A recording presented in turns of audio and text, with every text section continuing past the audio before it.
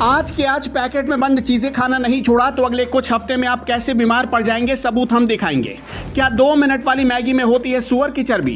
Factory में कैसे बनता है काजू और किशमिश, ये भी आपको बताएंगे। आज की वीडियो में कुछ ऐसे फैक्ट हम आपको दिखाएंगे जिन्हें देखकर आपका दिमाग चक्कर खा जाएगा। क्या आप जानते हैं कि पैकेट में बंद नूडल्स और चिप्स में सुअर की चर्बी होती है?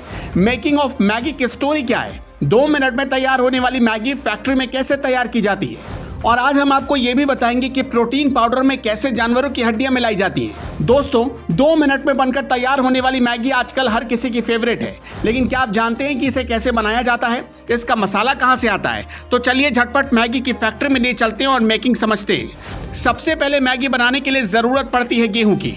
कंपनियां बाजार से अच्छी क्वालिटी का गेहूं फैक्ट्री में लाती हैं।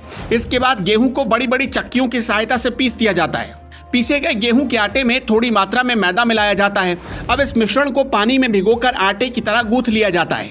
इस काम के लिए बड़ी बड़ी मशीनों का इस्तेमाल होता है।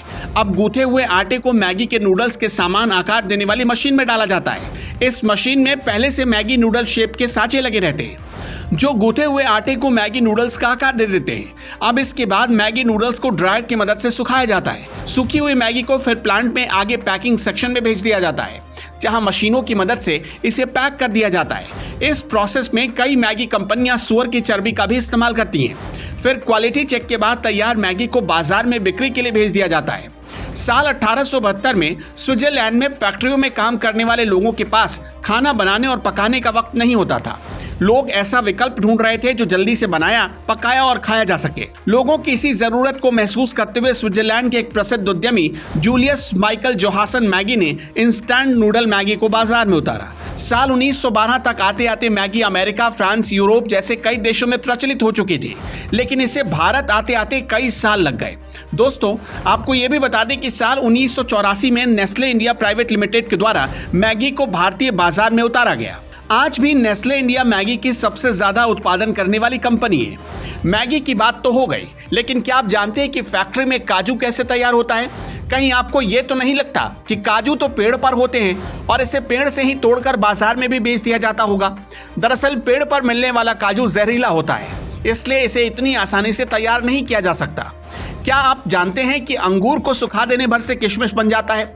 और क्या आपको ये पता है कि प्रोटीन सप्लीमेंट में जानवरों की हड्डियां इस्तेमाल की जाती हैं? अगर नहीं पता तो टेंशन नहीं लेने का, क्योंकि आज हम आपको डेली लाइफ में इस्तेमाल होने वाली ये चीजें कैसे तैयार की जाती हैं ये भी बताने वाले हैं। अब बात करते हैं किशमिश मेकिंग प्रोसेस की। किशमिश की बात करें तो इसका इस्तेमाल मिठाई और बहुत से स्वीट्स में किया जाता है और इसमें मिठास की कोई कमी नहीं होती।